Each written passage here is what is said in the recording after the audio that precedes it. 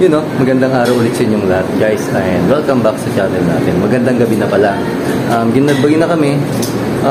Actually di ko na sana siya bibidyo kasi alam ko ang gagabihin kami, lalo kami matatagalan dito sa ginagawa natin sa Taguig.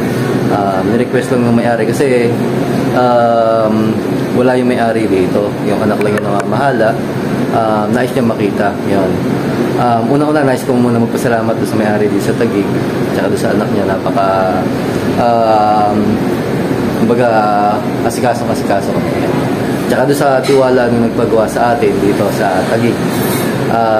Kumbaga nagtiwala lang through YouTube. Yun, doon lang kami nakilala guys. Ayan. Pakita ko lang yung ginawa namin dito. Dalawang water pump tsaka yung pressure tank, yung common na pressure tank. Ginawa namin storage tank. Kaya magsisilbing storage tank kasi may bladder tank na guys. Pakita ko lang sa inyo. Yan na ito yung yung dalawang bladder tank. Dalawa yung ginawa namin kaya hindi ko na nga binidyo kasi alam ko gagabihin kami. Lalo pa kami tatagal ngayon. Wire tapping na rin gagawin ko. Ito na natatap na natin sa pressure switch. Binidyo ko na kasi lalo pa kaming gagawin pagka hindi ko pa ginawa. Baka marimutan ko pa i-request ng may-ari guys. Yan. Ito yung dalawang bladder tank na kasi dalawa yung susuplayan sa taas. Kumbaga hindi ko alam kung apartment or magkaiba yung titira. Kumbaga dalawang bahay. Yan. Dalawang 40 liters na bladder tank, isang 1 HP na Eurostar na jet pump guys. Yan. Ito hihigop siya dito sa ating ito yung sinasabi ko sa inyo na na pressure tank. Ayun. Medyo pagod na tayo. Ayan. Pressure tank na ginawa naming storage tank. Ito, ayan. Binutas namin. Yung taas, binutas namin. Pero yung takip, ibabalik namin. Lalagyan namin ng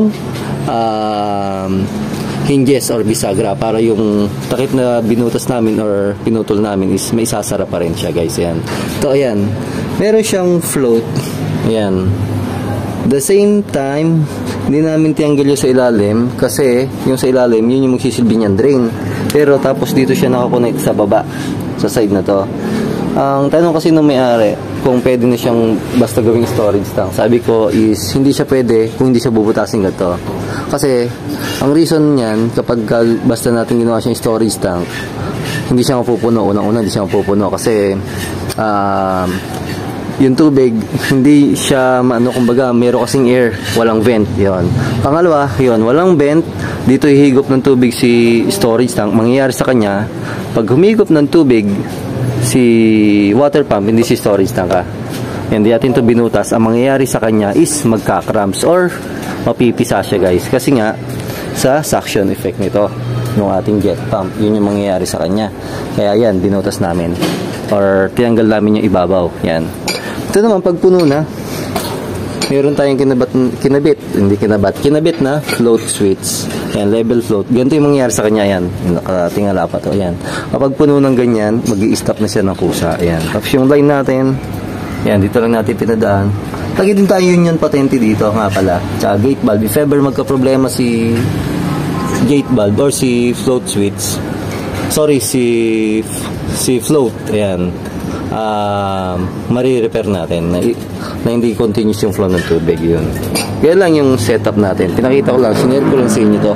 Yan, medyo madilim na. Sana magka-idea kayo sa bago nating storage tank, yun.